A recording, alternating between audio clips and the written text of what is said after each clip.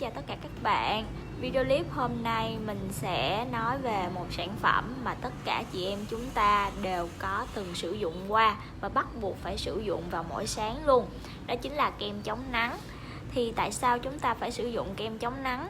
Không phải là trời mát, trời không nắng thì là da chúng ta không bị tổn thương, nhưng mà khi có mặt trời thì tất cả các tia UV từ mặt trời sẽ chiếu vào da chúng ta, làm cho da chúng ta bị lão hóa, bị nám, bị tàn nhang. Thì chúng ta phải sử dụng kem chống nắng để bảo vệ da của mình. Thì kem chống nắng hôm nay mình giới thiệu với các bạn là kem chống nắng Aeson của Hàn Quốc.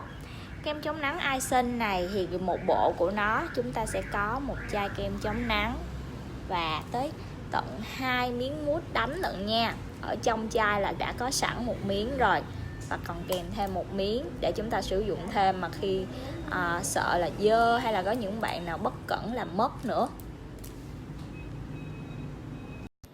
Vì là thiết kế của kem chống nắng Aeson khá đặc biệt cho nên cách sử dụng của nó cũng là đặc biệt nữa, cho nên là bây giờ mình sẽ hướng dẫn các bạn sử dụng kem chống nắng này nha. Nếu như mà nhìn kỹ bạn sẽ thấy kem chống nắng này nó có một chữ off và một chữ on. Bạn sẽ xoay từ trái qua phải, từ off sang on để mở hộp kem chống nắng. Khi xoay xong thì mình mở nắp ra, mình sẽ có một miếng bông mousse. Cái miếng bông này giống như là của cushion và nhìn vào đây thì mình sẽ thấy có 3 lỗ thoát khí. Bạn ấn nhẹ miếng mousse này thì kem chống nắng từ 3 lỗ thoát khí đó nó sẽ ra. Mình ấn 2 lần và khi mà mình đánh lên tay bạn sẽ cảm thấy là kem nó khá giống với lại là cushion, cho nên là cách đánh nó cũng gần giống như là cushion vậy đó. Cho nên là bạn nào mà mình đã sử dụng qua cushion thì việc sử dụng kem chống nắng này là rất dễ dàng luôn. Và độ bám của kem chống nắng này nằm ở trung bình từ 3 tới 4 tiếng. Cho nên là khi mà bạn ra nắng cảm thấy da mình mà bị xuống tông á, thì mình nên là dùng giấy thấm dầu để mình lau đi lớp chống nắng cũ và apply lên lớp chống nắng mới. Và các bạn hoàn toàn có thể yên tâm vì khi mà mình apply lớp chống nắng mới á, vẫn cảm giác được là da của mình mát, giảm đi 5 độ. Cho nên là bạn sẽ không có cảm thấy là khó chịu hay là bít rít khi mà mình apply thêm một lớp kem chống nắng lần nữa. Các bạn có thể thấy da của mình sẽ bật lên một tông. Nếu bạn nào mà mình có quan tâm đến sản phẩm kem chống nắng, vì hiện tại có rất nhiều hãng mỹ phẩm bán kem chống nắng này và các bạn muốn tìm một cửa hàng mỹ phẩm tin cậy, uy tín thì mình nên có thể tham khảo với lại Kalina Shop nhé. Kalina thì luôn đáp ứng nhu cầu của các bạn và đặc biệt là đảm bảo là hàng chính hãng luôn. Cho nên là các bạn có thể hoàn toàn yên tâm về chất lượng sản phẩm ở đây.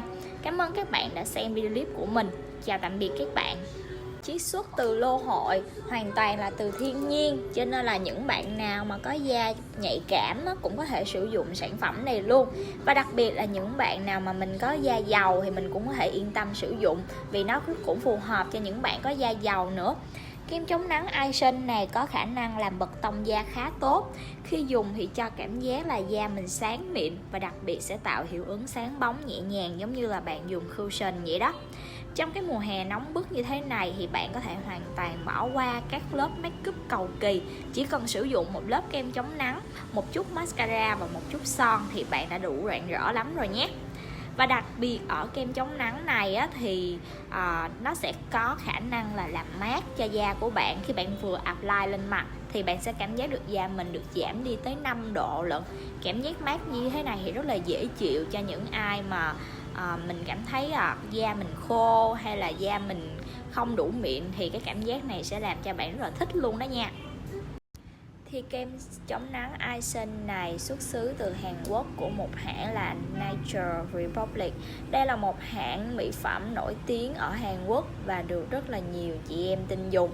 Hãng Natural Republic này thì có rất là nhiều sản phẩm được chị em ưu ái, giống như là gel lô hội, gel tẩy tế bào chết, xịt khoáng, nước hoa hồng và đặc biệt là kem chống nắng Aeson là được chị em mình đón tiếp nồng nhiệt nhất luôn và được săn lùng nhiều nhất ở Hàn Quốc cũng như là ở Việt Nam mình. thì đây là một hãng mỹ phẩm nổi tiếng, cho nên là độ tin tưởng về chất lượng cũng giống như là hiệu quả sản phẩm thì rất là cao, nên các bạn có thể yên tâm sử dụng sản phẩm này. Riêng về thiết kế thì mình thấy kem chống nắng Action có một thiết kế rất là đặc biệt. Không phải là dạng tuyếp, cũng không phải là dạng kem chống nắng có vòi ấn, mà là dạng kem chống nắng được đựng trong một cái lọ đựng cao. Nhìn xa xa như thế này thì bạn nhìn nó khá giống như một cái lọ đựng sủi bọt xê vậy đó. Và nó được thiết kế là dạng ấn, cho nên là trước khi sử dụng mình nên lắc đều cái chai. Và khi mà mình mở ra mình sẽ thấy ở đây có một vòi xịt. Nó khá giống như là dạng xịt bông phấn. Và đặc biệt thì cái chất kem thì nó lại được dùng bằng cái mút tán. Đây là do mình sử dụng qua rồi, cho nên là bạn thấy cái mút tán nó có vẻ hơi dơ một xíu. Thì đây là cái mút tán của nó. Nhìn như vậy thì các bạn lại liên tưởng tới cushion đúng không? Thì cách dùng của nó cũng khá giống với lại cushion nữa. Một sản phẩm thiết kế khá đặc biệt như thế này thì chúng ta không thể nào bỏ qua đúng không nào?